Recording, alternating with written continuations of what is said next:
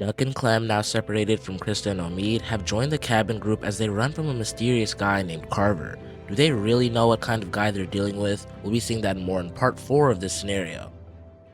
A few days pass and they reach their destination. When Luke says he's gonna check out the bridge, Clem and Duck both offer to help, but he says he'll have just one of them join him. So, Clem gets a few dialogue choices trying to convince Duck to stay behind while she goes with Luke. He'd protest this, but he'd eventually cave and let her go with Luke. The two of them leave and Duck is left to talk with Alvin, Rebecca, and Sarah. They ask for the meaning behind his name and he tells them it's just a nickname. His real name is Ken Jr. Duck. What a goofy name. She's definitely not gonna name her baby something like that. Their conversation abruptly stops when Nick stands with his rifle and begins to run to the bridge. Duck chases after him and asks what he's doing. He says he thinks Luke and Clem are being attacked. He follows Nick and his eyes widen when he sees some guy with a rifle, but it looked like they were just talking. Nick loads his rifle and prepares to aim, but Duck stops him saying they don't know this guy. If they do something crazy, he could shoot both of them. Nick snaps at Duck saying, what if he shoots them anyway? Nick isn't listening. Duck tells him to calm down, but Nick raises his gun anyway, and this catches Matthew's attention, so in response, he aims his gun too. Luke and Clem would both scream for him to not shoot, but he can't really hear them. He just sees Luke flailing his arms around. Duck would then yell at Nick, telling him to stop.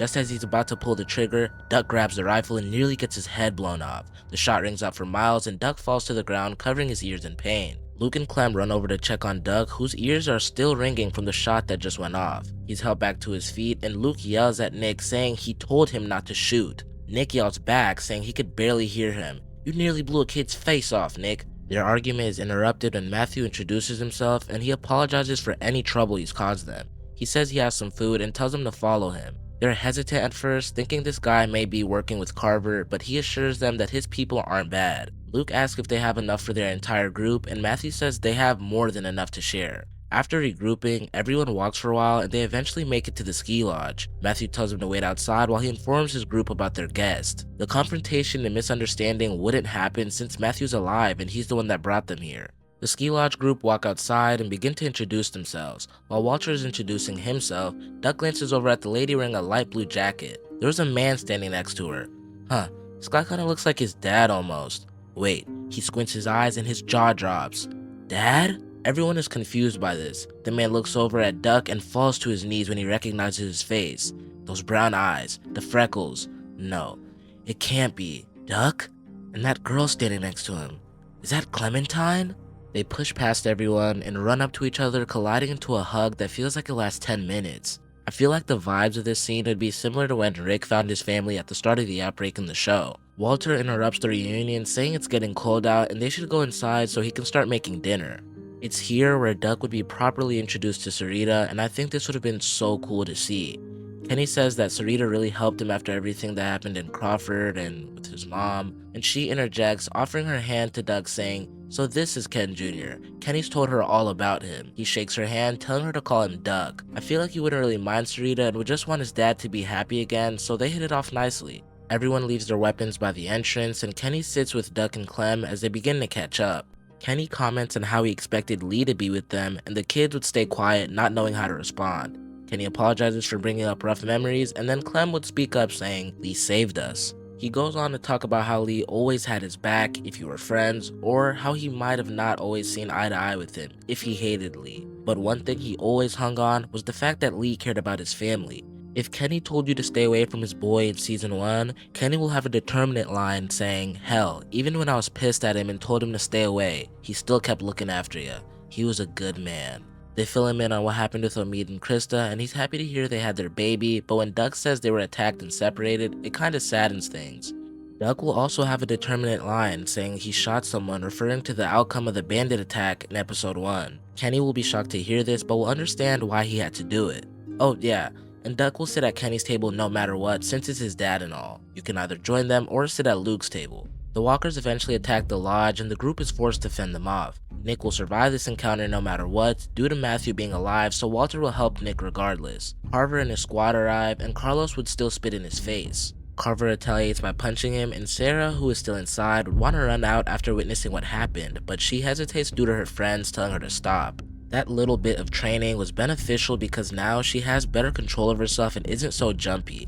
Matthew, Walter, Sarita, Nick, and Carlos are subdued as the rest find places to hide. Carver continues to torture Carlos, which eventually causes Sarah to run out from her hiding spot, not wanting her dad to die. Though it wouldn't be as stupid as was in canon where she hugged her dad and just stood there. She'd be begging for him to stop. Of course this would do nothing, but it's better than what we got in game, so yeah. They try to stop her, but they're a little too late. Alvin suggests they turn themselves in, but Doug thinks they should go find his dad, as he might be able to help them. You'll then have to make the choice to let Doug go and find Kenny, or turn yourselves in. If you chose to turn yourself in, you along with everyone else will be restrained. Kenny shoots one of Carver's men, killing him instantly. Walter is still killed in response, and this enrages Matthew, who curses at him.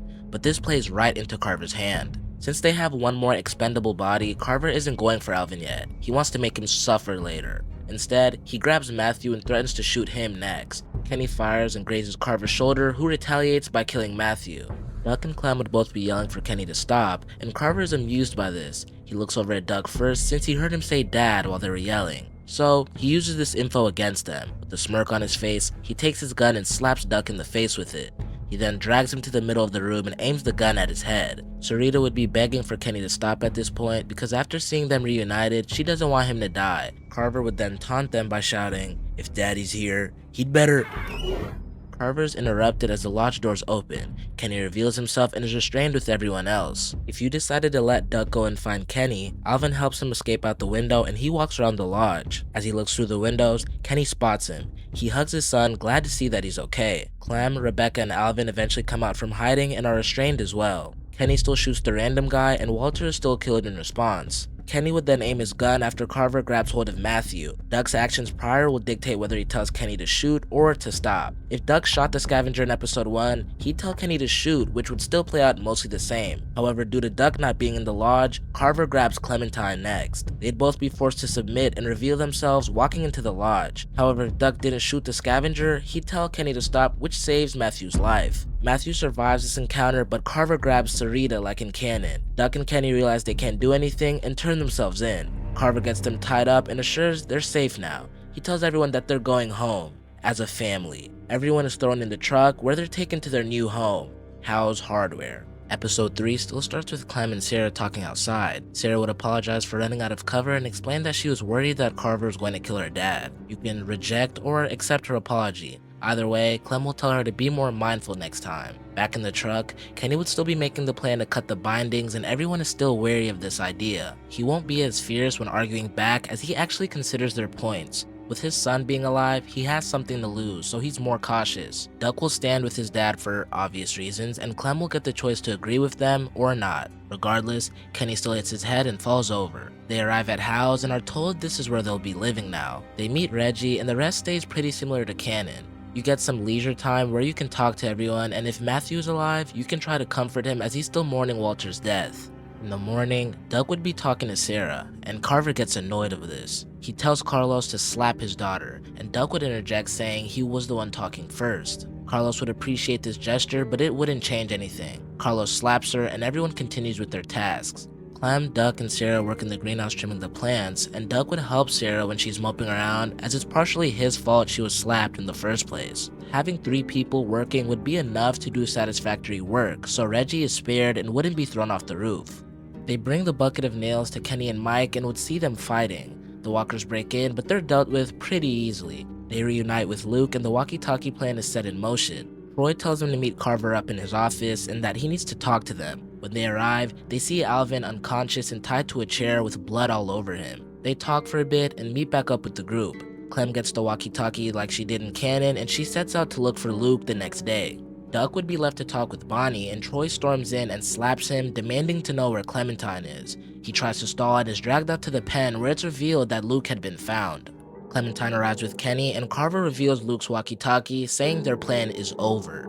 Duck being here wouldn't change the fact that Kenny would still take the blame for the walkie-talkie to protect them. Kenny is beaten down and Duck rushes in only to get knocked aside by Troy. You can rush in as well, which will lead to Carver slapping Clem aside or restrain Sarita with Carlos and Matthew, in which Duck will be angry at you for not even trying to help.